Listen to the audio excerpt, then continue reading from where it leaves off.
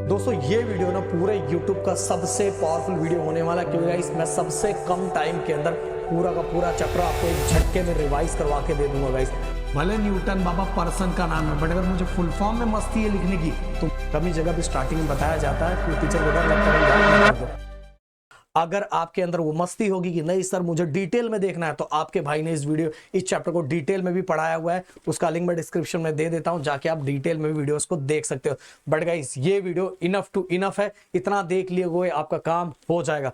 Guys मैं एक M रखता हूं जिससे मुझे पता चलेगा कि आप लोग घर पे बहुत अच्छे स्टडी कर रहे हो। मैं पूरे वीडियो के अंदर कहीं ना कहीं एक क्वेश्चन बोल देने वाला हूं, उस क्वेश्चन का आंसर मैं देखना चाहूं कितने बच्चे दे रहे हैं। अगर 1000 के ऊपर उस क्वेश्चन का आंसर दिया गया तो नेक्स्ट चैप्टर मैं ऐसा ही प्यारा कम टाइम के अंदर मैं लाके आपको दे दूंगा, जिससे वो भी चैप्टर आपके लिए आसानी हो जाएगी। और इस वीडियो पे टारगेट लाइक ज्यादा नहीं गाइस, बस ओनली 2000 का रखते हैं, जिससे गाइस ये पूरा पीपीटी जो मैंने बनाया है ये और साथ में गाइस नेक्स्ट चैप्टर आपको फटाक से आ जाएगा। डिस्क्रिप्शन में मेरा स्पेशल व्हाट्सएप चैनल, मेरे ऐप का लिंक दोनों दिया हुआ है, एक को डाउनलोड दूसरे को ज्वाइन कर लेना फटाफट, क्योंकि गाइस ऐसे धमाकेदार वीडियो आप लोग को मिलते रहेंगे। तो चलो बिना देरी के हम स्टार्ट करते हैं। सबसे पहली बात तो गाइस फिजिक्स क्या होता है।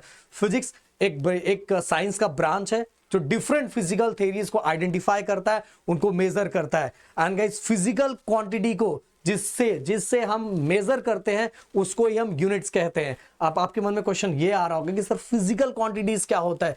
जो भी मेजरेबल क्वांटिटीज होता है जिसको हम मेजर कर सकते हैं उसको हम फिजिकल क्वांटिटी कहते हैं। अब गाइस इस फिजिकल क्वांटिटी को हम 4 तरह के यूनिट से मेजर कर सकते हैं। सबसे पहले सीजीएस, दूसरा एमकेएस, तीसरा एफईएस और चौथा एसआई। सीजीएस का मतलब होता है सेंटीमीटर ग्राम सेकंड, एमकेएस का मतलब होता है metre kilogram second, and FPS का मतलब होता है foot pound second, and SI भाई मैं एसआई को ना इसका अपडेटेड वर्जन बोलता हूं, जिसको इंटरनेशनल सिस्टम ऑफ यूनिट भी कहा जाता है, इसको अपडेटेड वर्जन। और इसकी पूरी स्टोरी सुननी है तो डिटेल में चले जाना अगर आपको ज्ञान ज्यादा लेना है तो। इसके बाद गाइस फंडामेंटल। अब क्वांटिटीज को जनरली 2 पार्ट में डिवाइड किया गया है, पहला फंडामेंटल, दूसरा डिराइव। फंडामेंटल क्या होता है? ऐसी फिजिकल क्वांटिटी जो अपने आप को खुद के मेजरमेंट के लिए किसी और पे डिपेंडेंट नहीं होती। The physical quantity which do not depend on any other physical quantity for their measurement, मतलब खुद के मेजरमेंट के लिए किसी और पे डिपेंडेंट नहीं होती, ऐसी क्वांटिटीज को हम फंडामेंटल क्वांटिटीज कहते हैं। और 7 टाइप के फंडामेंटल क्वांटिटीज होते हैं, जैसे एग्जांपल लेंथ हो गया, देन मास हो गया, टाइम हो गया, इलेक्ट्रिक करंट हो गया, टेम्परेचर हो गया, अमाउंट ऑफ सब्सटेंस हो गया, लुमिनस इंटेंसिटी हो गए। ये 7 फंडामेंटल क्वांटिटीज है गाइस, जिसको आपको याद रखना चाहिए, और 7 के 7 ही है। एग्जांपल भी लेके मैं आपको बताना चाहूंगा। अगर मैं आपको बोलूं लेंथ तो आपके दिमाग में तुरंत आ जाता है मीटर। अगर मास बोलूं तो तुरंत आ जाता है किलोग्राम। अगर मैं आप सभी को टाइम बोलूं तो तुरंत आ जाता है सेकंड। अगर मैं लुमिनस इंटेंसिटी बोलूं तो तुरंत आया कैंडल। अब वैसे लुमिनस इंटेंसिटी आपके लिए भी नया होगा। अमाउंट ऑफ सब्सटेंस बोलता हूं तो मोल आ जाता है। तो गाइस ये किसी और पे डिपेंडेंट नहीं होते खुद को डिफाइन करने के लिए। ये है भाई, ये किसी और पे डिपेंडेंट नहीं है, हमारी तरह हम अभी पेरेंट्स पे डिपेंडेंट है। मैं नहीं भाई, मैं आपकी बात कर रहा हूं। अब दूसरा डिराइव क्वांटिटी, ऐसी क्वांटिटी जो खुद के मेजरमेंट के लिए किसी और पे डिपेंडेंट है, इसको हम डिराइव क्वांटिटी कहते हैं। और इससे जो यूनिट बनाया जाता है उसको डिराइव यूनिट भी कहते हैं। मतलब ये डिपेंडेंट है, the physical quantity which depend on any other physical quantity for their measurement, such quantity we called as a derive quantity. Example समझाऊंगा तो ज्यादा समझ में आएगा।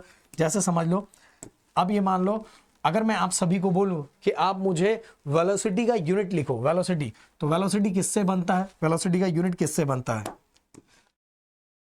मीटर पर सेकंड। अरे मीटर तो भाई लेंथ का था ना, पहले वाले का था लेंथ, और सेकंड ये टाइम का था। तो भाई इसका यूनिट बनाने के लिए भी ये किसी और पे डिपेंडेंट है, लेंथ और टाइम पे डिपेंडेंट है, इसीलिए गाइस ये डिराइव क्वांटिटी है। अगर मैं एक्सेलरेशन की बात करूं तो एक्सेलरेशन मीटर पर सेकंड स्क्वायर होता है। तो मीटर भी लेंथ है, ये भी अलग क्वांटिटी है, टाइम भी अलग क्वांटिटी है। मतलब भाई ये खुद को डिफाइन करने के लिए या खुद को मेजरमेंट के लिए किसी और पे डिपेंडेंट है, इसीलिए डिराइव क्वांटिटी है। ओके, अब अगला बात करते हैं सप्लीमेंट्री यूनिट। सप्लीमेंट्री यूनिट के अंदर 2 टाइप के यूनिट्स है, एक प्लेन एंगल, दूसरा solid angle. Plane angle generally ये सॉलिड सर्कल, जो मैं ये प्लेन सर्कल बना रहा हूं, इसके अंदर गाइस मैंने ये देखो, ये जो एंगल है, ये एंगल गाइस मेरे लिए प्लेन एंगल है। अब ये इसका आर्क और ये रेडियस। गाइस ये जब दोनों को मैं डिवाइड करूंगा, ये दोनों को मैं डिवाइड करूंगा तो आर्क अपॉन रेडियस, तो यहां जो वैल्यू मिलेगी ये वैल्यू ही किसकी होगी, प्लेन एंगल की होगी। समझ में आया? और इसको हम, इसका यूनिट होता है रेडियन, और अगर इसका डिफाइन पूछा जाए it is the ratio of arc upon radius. हो गया।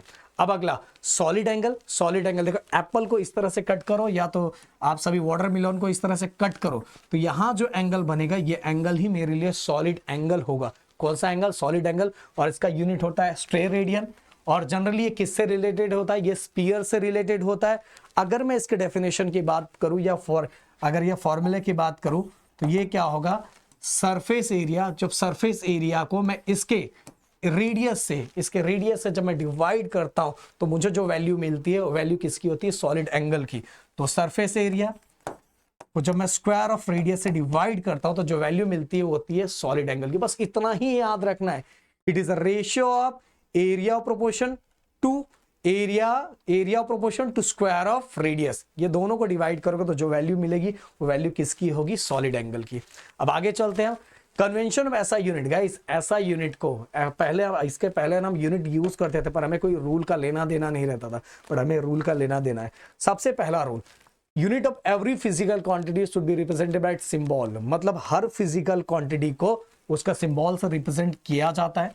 दूसरी बात गाइस ध्यान से सुनना, फुल नेम। अगर मैं किसी भी यूनिट का फुल नेम लिख रहा हूं, भले वो पर्सन का नाम रहेगा, फिर भी हमें स्मॉल लेटर में ही लिखना है। जैसे न्यूटन बाबा को अगर मुझे लिखना है, भले न्यूटन बाबा पर्सन का नाम है, बट अगर मुझे फुल फॉर्म में मस्ती है लिखने की तो मुझे स्मॉल लेटर में ही लिखना पड़ेगा। हाँ, बट याद रखना अगर मैं सिंबल में लिख रहा हूं, पर्सन का नाम है तो कैपिटल में लिखूंगा।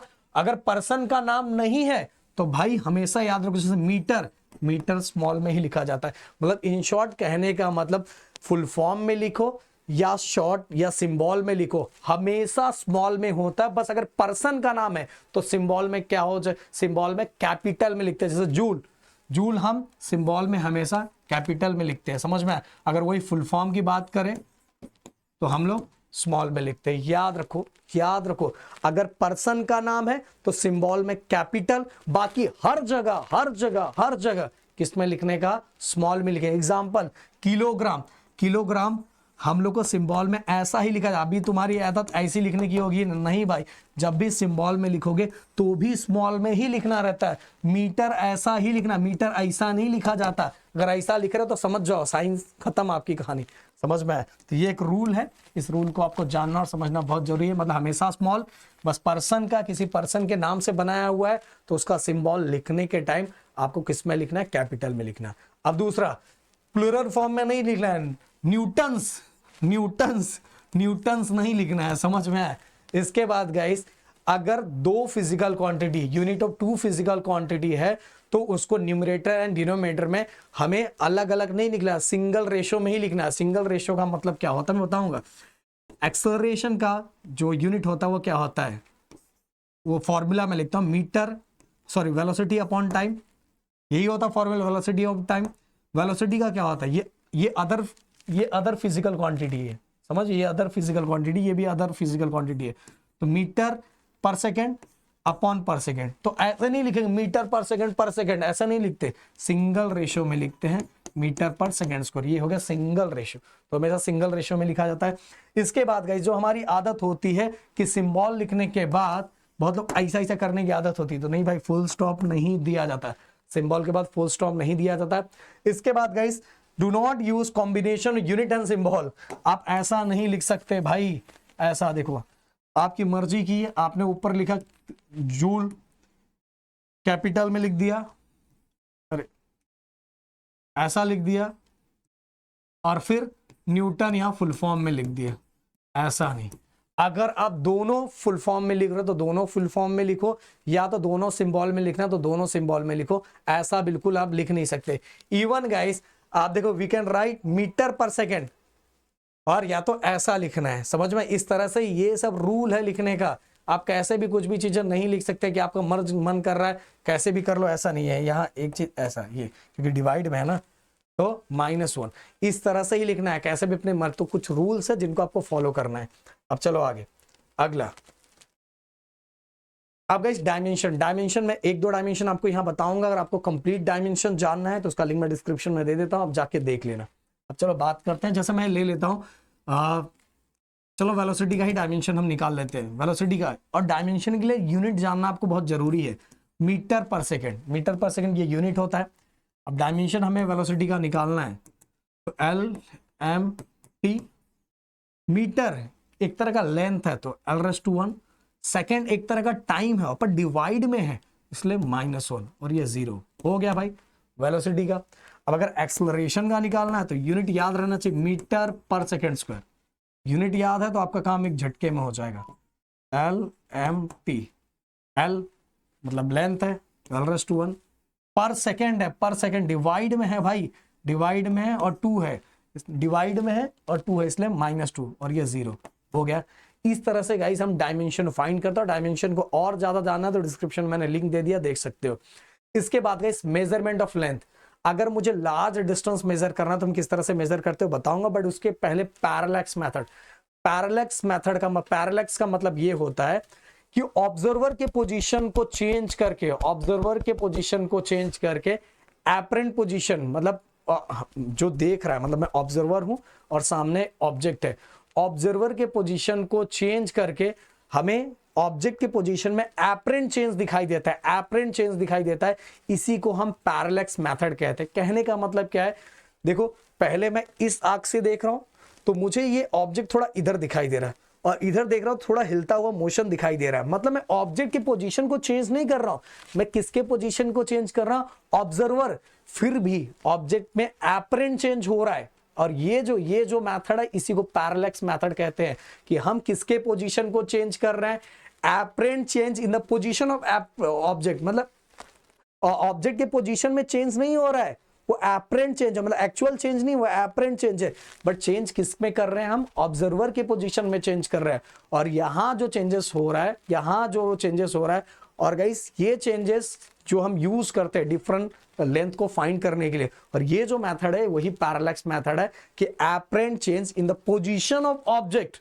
ऑब्जेक्ट की पोजीशन, जैसे मैं एक एग्जांपल ले रहा हूं, मैं पहले इस आंख से इस बॉटल को देख रहा हूं, ओके, मैं इससे देखूंगा थोड़ा बहुत ये चेंज हो रहा है, मैंने ऑब्जर्वर को चेंज किया है पर ऑब्जेक्ट को चेंज नहीं किया, फिर भी इसमें चेंजेस दिखाई दे रहा है। और यही मेथड पैरेलैक्स मेथड है, apparent change in the position of object due to change in the position of observer. Okay, समझ में, ये पैरेलैक्स मेथड। अब इस मेथड के थ्रू अगर मुझे लार्ज डिस्टेंस फाइंड करना तो मैं कैसे फाइंड करूंगा गाइस, ध्यान देना। मुझे एक बहुत दूर प्लैनेट बैठा हुआ है, प्लैनेट बैठा अगर मुझे उसका डिस्टेंस फाइंड करना है, उसका डिस्टेंस फाइंड करना है तो मैं कैसे फाइंड करूंगा।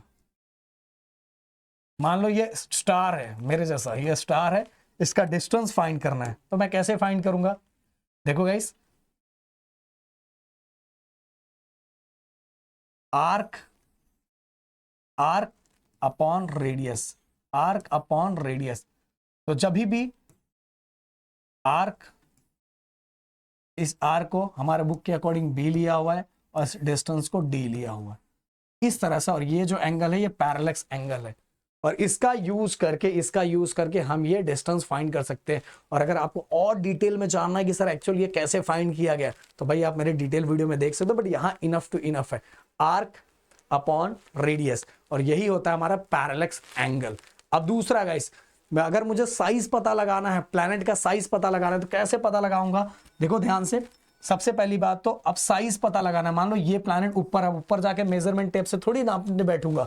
अब मुझे इसका मेजर, मतलब इसका मुझे साइज पता लगाना है, मतलब डायमीटर पता लगाना है, डायमीटर पता लगाना है। तो डायमीटर पता लगाने के लिए मैं क्या करूंगा, यहां से दो टेलीस्कोप, वैसे मैं बताया हूँ, डिटेल में जाके देख लेना भाई, डिटेल में बताऊंगा फिर एक ही वीडियो 20-25 मिनट का हो जाएगा। तो यहां क्या करूंगा, यहां जो एंगल बन रहा है वो एंगल अल्फा, और साथ में इसके थ्रू मैंने यहां से डिस्टेंस फाइंड कर लिया, इस मेथड के थ्रू मैंने डिस्टेंस फाइंड कर लिया। अब दोनों को जब मैं मल्टीप्लाई करूंगा तो मुझे इस प्लैनेट का डायमीटर मिल जाएगा। ओके, दोनों का क्या मिल जाएगा, डायमीटर। मतलब यहाँ दोनों जो मैंने टेलीस्कोप लगाया इनके बीच का एंगल ये अल्फा है, फिर मैंने डायमीटर पीछे से फाइंड, मतलब डिस्टेंस मैंने पीछे से फाइंड किया है, डिस्टेंस और एंगल दोनों को जब मैं मल्टीप्लाई करूंगा तो ये प्लैनेट का डायमीटर मुझे आराम से मिल जाएगा, साइज मुझे आराम से मिल जाएगा। अब गाइस वर्नियर कैलिपर और स्क्रू गेज, ये जनरली गाइस आपके लैब में हो सकता है टीचर आपको सिखाए, अगर उनके मन में रहेगा। वैसे बहुत कमी जगह भी स्टार्टिंग में बताया जाता है क्योंकि टीचर को डर लगता है कहीं गैप ना कर दो। तो वर्नियर कैलिपर और स्क्रू गेज ये गाइस स्मॉल डिस्टेंस को मेजर करने के लिए यूज किया जाता है। टर्निंग माइक्रोस्कोप और इलेक्ट्रॉन माइक्रोस्कोप भी बहुत नेकेड आई से जो हमें दिखाई नहीं देते, ऐसे इलेक्ट्रॉन्स को भी मेजर करने के लिए हम लोग इसका यूज करते हैं। तो इन चीजों को स्मॉल डिस्टेंस को मेजर करने के लिए हम यूज करते हैं। अब सिग्निफिकेंट फिगर्स एग्जाम में बहुत पूछा जाता है, इसके रूल्स आपको पता रहना चाहिए। पहला rule, all non zero digit are significant. All non zero मतलब जितने नंबर वाले डिजिट्स होते हैं वो सिग्निफिकेंट फिगर्स होते हैं। जैसे अगर इसमें आपको पूछा जाए कितने सिग्निफिकेंट फिगर्स है, तो ये देख के डरना मत कि यहाँ डेसिमल है, आप डायरेक्ट काउंट कर देना 1 2 3 4 1 2 3 4, और यहाँ अगर काउंट करेंगे कितने हैं तो 1 2 3 है। अब इसके बाद all zero between non zero, अगर नॉन जीरो के बीच में जो जीरो दिया है वो भी सिग्निफिकेंट फिगर्स होता है। मतलब नॉन जीरो के बीच में अगर जीरो है तो सिग्निफिकेंट है। तो कितना हो गया 1 2 3 4 5 6 है। अब गाइस अगर आपसे कोई ये पूछे कि all zero to the right of non zero are not significant, मतलब कहने का मतलब कि अगर इसके राइट साइड में अगर बीच में जीरो है तो सिग्निफिकेंट है, बट ऑल नॉन जीरो के राइट साइड में अगर जीरो है तो सिग्निफिकेंट नहीं है। तो बस इसके अंदर सिग्निफिकेंट कितना 1 2 3 4। याद रखो, नंबर के लास्ट में अगर जीरो है, नॉन जीरो के राइट हैंड साइड में जीरो है तो सिग्निफिकेंट नहीं है। अब अगला, इसके बाद ऑल जीरो, ये ध्यान से सुना, बहुत सारे बच्चे इसमें कंफ्यूज होते हैं। All zero to the right of decimal, decimal के राइट हैंड साइड में, all zero to the right of decimal and left of non zero. Okay, decimal के राइट हैंड साइड एंड ये नॉन जीरो, नंबर को non zero बोला है, और non zero के left hand side के बीच में अगर ये जीरो है तो ये सिग्निफिकेंट नहीं है भाई। समझ में आया? सिग्निफिकेंट नहीं है। तो इसके अंदर सिग्निफिकेंट नंबर कितना है? बस 1 2 3 याद रखो। ओके, तो मैंने अभी क्या बोला आप लोगों को, ध्यान से सुनना। डेसिमल के राइट हैंड साइड और डेसिमल के राइट हैंड साइड और नॉन डेसिमल के राइट हैंड साइड और नॉन जीरो के लेफ्ट हैंड साइड में अगर जीरो है तो सिग्निफिकेंट नहीं है। तो इसमें सिग्निफिकेंट कितना 1 2 3। ओके, 1 2 3 ये है भाई। समझ में आया? मैंने क्या लेफ्ट और राइट। अब आगे अगला वाला, इसके लिए अगला रूल क्या है, ध्यान से सुनो। All zero to the right of decimal, decimal के राइट हैंड साइड और नॉन जीरो के भी राइट हैंड साइड, ये नंबर के भी राइट हैंड साइड और डेसिमल के भी राइट हैंड साइड में अगर कोई जीरो है तो वो सिग्निफिकेंट फिगर्स है। तो इसीलिए ये वाला सिग्निफिकेंट फिगर था, ये नहीं है। डेसिमल के राइट हैंड साइड और नॉन जीरो के left hand side significant figure नहीं होता, और डेसिमल के right hand side, number non zero के भी राइट हैंड साइड में जो जीरो होता है वो सिग्निफिकेंट फिगर होता है। तो इतने सारे रूल्स मैंने बता दिए जिनकी आप सभी को प्रैक्टिस मस्त तरीके से झमाझम तरीके से करनी चाहिए भाई। इसके बाद चलते हैं एरर के जनरली दो टाइप है, एक सिस्टमैटिक एरर, दूसरा रैंडम एरर। सिस्टमैटिक एरर में मेनली 3 टाइप होता है। इंस्ट्रूमेंटल एरर होता है। इंस्ट्रूमेंटल एरर का मतलब होता है कि सिंपल सी बात है, इंस्ट्रूमेंट के अंदर ही एरर है, जो हम मशीन यूज कर रहे हैं उसी के अंदर एरर है। सिस्टमैटिक एरर में याद रखो, या तो सभी का पॉजिटिव आएगा या तो सभी का नेगेटिव आना। मान लो मैं मशीन ही खराब यूज कर रहा हूं तो ओमकार सर आएंगे, ओमकार सर का अगर वेट 10 किलो बढ़ा हुआ दिखाई देगा तो मेरा भी 10 किलो बढ़ा हुआ दिखाई देगा। ओमकार सर अगर ऐसा मशीन लेके आएंगे, बोलेंगे मेरे को वेट कम करना है भाई, बढ़ गया है, तो खराब वाला मशीन लाएंगे जिसमें वेट कम दिखाई देगा, तो ओमकार सर का कम दिखाई देगा तो मेरा भी कम दिखाई देगा। सिस्टमैटिक एरर ये होता है। रैंडम एरर मतलब ये था रैंडमली कुछ भी हो सकता है, प्लस भी हो सकता है, माइनस भी प्लस भी हो सकता है, माइनस भी हो सकता है। अचानक से भूकंप हो गया, अचानक से टेम्परेचर बढ़ गया, अचानक से प्रेशर बढ़ गया, कम हो गया, कुछ भी हो सकता है, वो रैंडम एरर हो गया। और इसलिए ये सिस्टमैटिक एरर, रैंडम एरर दो टाइप। सिस्टमैटिक एरर में 3 इंस्ट्रूमेंट की गलती, इम्परफेक्शन इन एक्सपेरिमेंटल टेक्निक, हमें इंस्ट्रूमेंटल की सेटिंग ही करने नहीं आती, ओके, गड़बड़ उसी में, उसके टेक्निक में गड़बड़ है। और पर्सनल एरर, मेरा फोकस ही नहीं, मेरा फोकस कहीं और है, मैं एक्सपेरिमेंट कर रहा हूँ पर इतनी अच्छी अच्छी चीजें जा रही है, मेरा फोकस कहीं और चला गया, उसके कारण भी एरर होता है। तो वो सब एरर सिस्टमैटिक एरर के अंदर आता है। इसके बाद guys uses of dimensional analysis, guys इसको मैं एक झटके में आप लोग को बताऊंगा, पर इसको सिस्टमैटिक वे में मेरे डिटेल वीडियो में जाके देख लेना और क्लियरली समझेगा। ओके, डायमेंशन का जनरली हम 3 चीजों के लिए यूज करते हैं जो हमारे बुक में अभी दिया हुआ है। पहला, फिजिकल इक्वेशंस को करेक्ट है कि नहीं इसको देखने के लिए, जैसे न्यूटन बाबा का ये वाला इक्वेशन, ये हम चेक करते हैं सही है कि नहीं। जैसे v, अगर मैं इसका डायमेंशन निकालूंगा इस LMT, L ये हमारा क्या है, v स्पीड है, तो इसका यूनिट क्या होता है, मीटर पर सेकेंड। मीटर मतलब लेंथ, L⁻⁴ पर सेकेंड नीचे है मतलब माइनस, ये 0। u ये भी एक तरह का वेलोसिटी है बट इनिशियल वेलोसिटी है, तो यूनिट तो सेम ही होगा ना भाई। इसका भी L⁻⁴ 0 हो गया। अब AT की बात करूं, LMT, साथ में T के लिए भी अलग ले लेता हूं, कंबाइन कर देंगे। एक्सेलरेशन क्या यूनिट होता है, मीटर पर सेकेंड स्क्वायर। मीटर L⁻⁴ पर सेकेंड मतलब पर सेकेंड ओके, तो T⁻⁻², और ये 0। अब आगे ये T है, T टाइम, तो बाकी 0 हो जाएगा, 0 और T⁻⁴, क्योंकि ये साथ में ही है ना, डिवाइड में नहीं है, नहीं तो बोलोगे सर इधर माइनस क्यों नहीं लगाया। अब गाइस अगर मैं इसको टोटल एक साथ, क्योंकि मुझे तो एक साथ देखना है ना, दोनों एक साथ है, तो एक साथ मैं कंबाइन कर दूंगा। इंडाइसेस का रूल आपको पता है, जब भी बेस सेम होते हैं पावर प्लस हो जाता है, तो 1 0 1, देन m ये 0 है, ये भी 0, 0 + 0 0। अब गाइस T⁻⁻² और 1 -2 + 1 प्लस माइनस माइनस T⁻⁻²। अब गाइस देख लो, v की वैल्यू भी वही है, u की वैल्यू भी वही है, और AT v की भी वही, u की भी है, AT भी है, देखो सबका सेम है, ये देखो सेम है, जिससे हमें पता चल रहा है कि हमारा जो फिजिकल इक्वेशन है वो सही है, left hand side right hand side दोनों सही है। इसका हमने डायमेंशन का यूज करके फाइंड किया ना। उसी तरह से गाइस मैं इसलिए बोल रहा हूँ ना, इसको थोड़ा और, मेरे जो मैंने 20 25 30 मिनट का वीडियो इससे रिलेटेड बनाया है, उसको जाके देखना और आपको और अच्छा प्रैक्टिस करना है, तो क्योंकि ये एग्जाम में क्वेश्चन बहुत पूछा जाता है। अगला गाइस, डायमेंशन का यूज करके गाइस हम लोग क्या करते पता है, हम लोग गाइस बहुत सारे जो रिलेशंस होते हैं उसको भी आइडेंटिफाई करते हैं कि सही है कि नहीं। जैसे अभी ये देखो, ये जो पेंडुलम, सिंपल पेंडुलम दिया है, सिंपल पेंडुलम वैसे 12th में आओगे तो आपको फॉर्मूला है T = 2π√L/g, मतलब टाइम पीरियड का रिलेशन उसके लेंथ, मतलब जो स्ट्रिंग का लेंथ है, स्ट्रिंग का length and acceleration due to gravity के साथ कैसा है। गाइस वैसे यहां तो आपको दिखाई दे रहा है, यहां दिखाई दे रहा है कि ये दोनों ऊपर है, मतलब इनवर्स है, डायरेक्टली प्रोपोर्शनल। टाइम पीरियड बढ़ेगा तो लेंथ भी बढ़ेगा, टाइम पीरियड कम होगा तो लेंथ भी कम होगा, ओके। और ये ऊपर नीचे है, मतलब एक कम होगा तो दूसरा ज्यादा होगा, मतलब यहां हमें क्लियरली फॉर्मूला मैंने लिखा तो रिलेशन समझ में आ रहा है। बट हम ऐसा कंसीडर करते कि भाई हमें पता ही नहीं है, हमें आता ही नहीं है, तो हम वहां डायमेंशन का यूज करके हम इसको चेक करते हैं कि ये रिलेशन परफेक्ट है कि नहीं, तो हम वो आइडेंटिफाई करते हैं उसका। तो देखो हम ऐसा करते हैं, T प्रोपोर्शनल टू लेंथ और एक्सेलरेशन ड्यू टू ग्रेविटी है, तो फाइनल फॉर्मूला हमें पता ही नहीं है कि डायरेक्टली है कि इनवर्सली है। डायरेक्टली का मतलब होगा ये बढ़ेगा तो ये भी बढ़ेगा, ये कम होगा तो ये भी कम होगा। ऊपर नीचे है मतलब इनवर्सली, ये कम होगा तो ये बढ़ जाएगा, ये ज्यादा हो जाएगा तो ये कम हो जाएगा, मतलब एक ऊपर नीचे वाला कम ज्यादा होता है, मतलब इनवर्सली प्रोपोर्शनल कहा जाता है।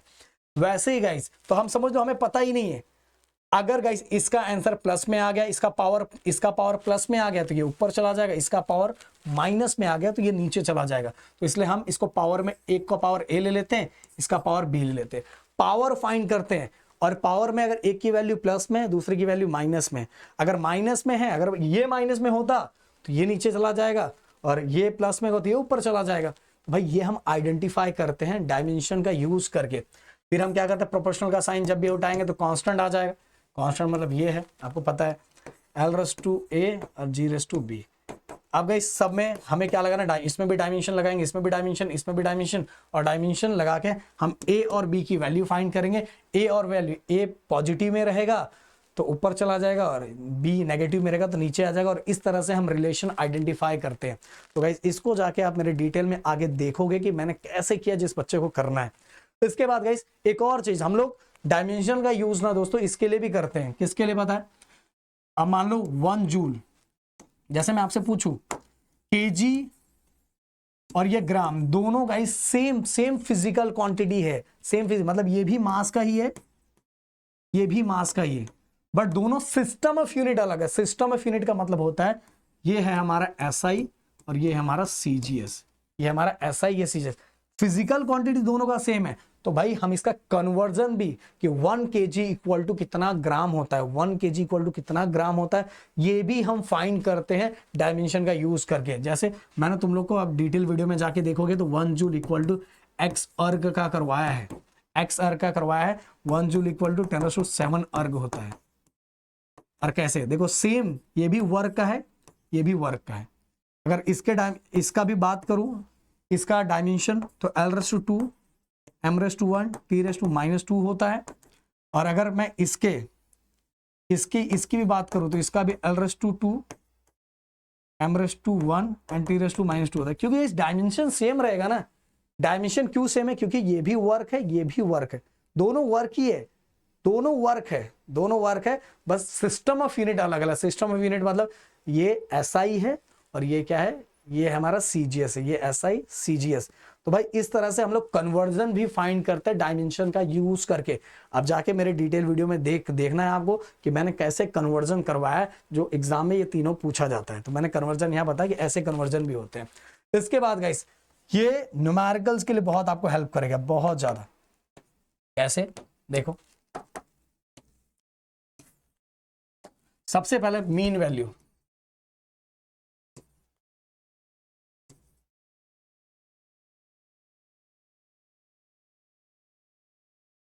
ओके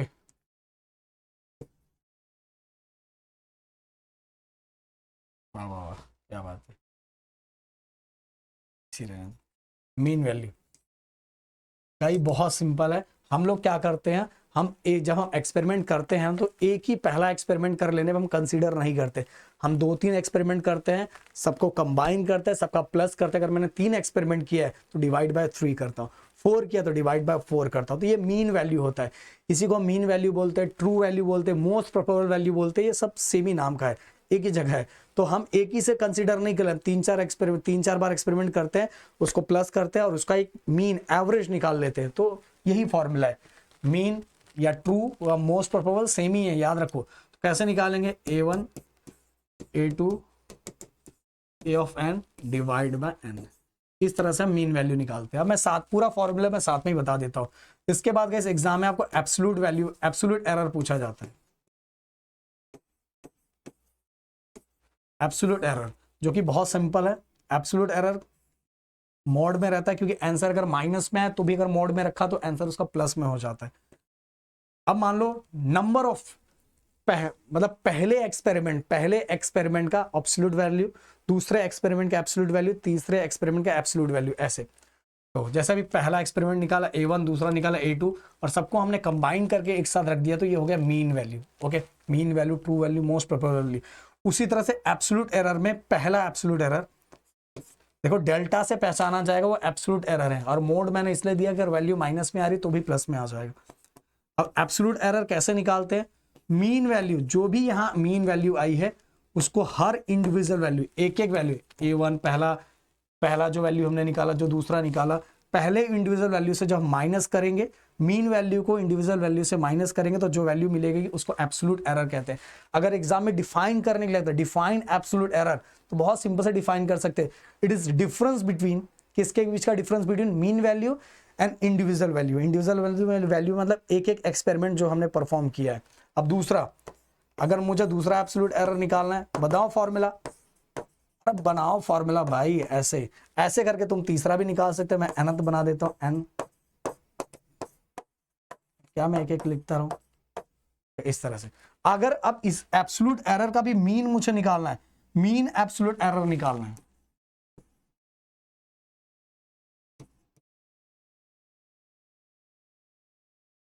मीन एब्सोल्यूट एरर निकालना, तो कुछ मत करो भाई, ये देखो ऐसा रखा, इससे हमें समझ में आ गया एब्सोल्यूट है, बस यहाँ m लिख दो, या बार दे दोगे तो भी, बार ऊपर दे दिया तो भी मीन हो जाता है। मैंने m लिख दिया तो भी मतलब मीन हो गया। अब मीन निकालना है, मीन निकालना मतलब ये सभी जो भी यहाँ वैल्यू आई है सभी का प्लस, और जितनी वैल्यू निकाली उससे डिवाइड कर दो।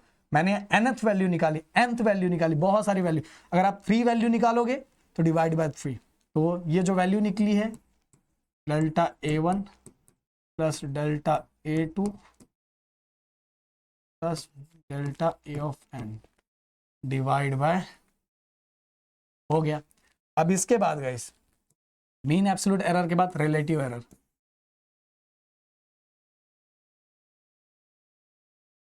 रिलेटिव एरर, रिलेटिव एरर बहुत सिंपल है। अब मीन एब्सोल्यूट एरर को, ये जो मीन एब्सोल्यूट एरर है, यहां जो भी मीन एब्सोल्यूट एरर की वैल्यू आई है divide by mean value, divide by mean. अगर एग्जाम में आता डिफाइन रिलेटिव एरर तो कैसे डिफाइन करोगे?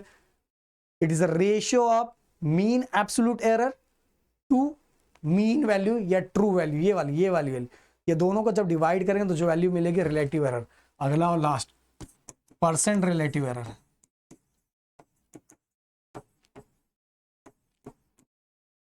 परसेंट रिलेटिव एरर बस क्या करो, ये देखो, when relative error multiply by 100। Okay, relative error, ये रिलेटिव एरर का फॉर्मूला है, जब मल्टीप्लाई बाय 100 करेंगे तो हमें जो बनेगा वो परसेंट रिलेटिव एरर बनेगा। तो पूरा का पूरा मैंने एक झटके में आपको बता दिया, और ये आपको सीटी में भी बहुत ज्यादा काम आने वाला है। देखो अलग अलग वो जो मैंने बताया वही है। अब combination of error, guys combination या प्रोपोगेशन ऑफ एरर कहोगे। एरर ट्रैवल कर देता है, जैसे V equal to I R. Ohm बाबा का ये फॉर्मूला पढ़ा था। अब मान लो इसके अंदर मुझे इलेक्ट्रिक करंट फाइंड करना है, मैंने किया V अपॉन आर। मान लो मैं कैलकुलेट कर रहा हूं, वोल्टेज में कुछ मैंने थोड़ा बहुत एरर कर दिया। अगर मान लो मैंने वोल्टेज में कुछ भी एरर करूंगा तो इसके टोटल कैलकुलेशन में इलेक्ट्रिक करंट में भी एरर हो जाएगा। मतलब ये प्रोपोगेट हो रहा है एरर।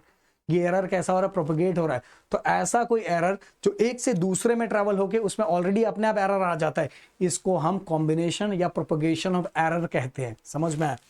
अब आगे चलते हैं हम एरर। वैसे गाइस इसको मैंने अपने डिटेल वीडियो के अंदर सॉल्व करके भी दिखाया कि इसकी वैल्यू कैसे निकाली जाती है। अगर आपको ज्यादा ज्ञान लेना तो वैल्यू जाके निकाल सकते हो, पर मैं थोड़ा बता देता हूं। Error in sum and difference मतलब क्या है? इसका मतलब ये होता है plus minus delta Z plus minus A plus minus B. ये प्लस माइनस एरर का सम और डिफरेंस। दूसरा प्रोडक्ट और डिवीजन एरर का।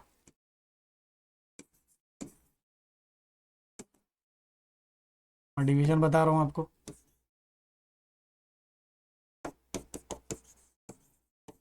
ये हो गया डिवीजन। अब इसके बाद गाइस ये क्या? Error due to the power of, मतलब गाइस जितना ज्यादा पावर रहेगा ना उतना ज्यादा एरर उतना मल्टीप्लाई हो जाएगा। जैसे मैं बताऊंगा, मान लो 4:3 है तो पावर 3 टाइम ज्यादा हो जाएगा। मतलब कहने का मतलब क्या बताता हूं मैं, देखो एब्सोल्यूट एरर का ही फॉर्मूला है ये देखो। अब 3 है तो ये 3 आगे आ जाएगा, मतलब ये पावर कितना बढ़ जाएगा पता है? अब ये पावर बढ़ जाएगा, कितने टाइम बन गया? 3 टाइम बढ़ गया। जितना पावर होगा उतने टाइम एरर क्या हो जाएगा? इंक्रीज हो जाएगा। उतने टाइम मतलब वो क्या हो जाता है? एरर इंक्रीज हो जाता है। अगर 10 है, पावर में 10 है तो मल्टीप्लाई बाय 10 हो जाएगा। 100 है तो 100 हो जाएगा। तो जितना पावर बढ़ेगा उतना एरर क्या होता है? इंक्रीज होता है। तो ये अगर इसको आपको डिटेल में सॉल्व की कैसे उसका आंसर आया, डिफरेंस कैसे, प्रोडक्ट कैसे, डिवीजन कैसे, तो आप मेरे डिटेल वीडियो में जाके देख सकते हो। और गाइस ये जो मैंने बोला इसको डिटेल वीडियो में आप मतलब कैसे वैल्यू निकाली जाती है, ये दोनों आप जाके सॉल्व करके देख सकते हो। ओके, तो यहाँ गाइस पूरा का पूरा टॉपिक मैंने खत्म कर दिया, एक झटके में रिवाइज करवा दिया। ऐसा ही अगर आप बाकी सब्जेक्ट बाकी चैप्टर के लिए चाहते हो तो प्लीज कमेंट में एकदम बरसात कर देना। मिलते हैं हम जल्दी नेक्स्ट वीडियो में। Thank you so much guys. जय हिंद।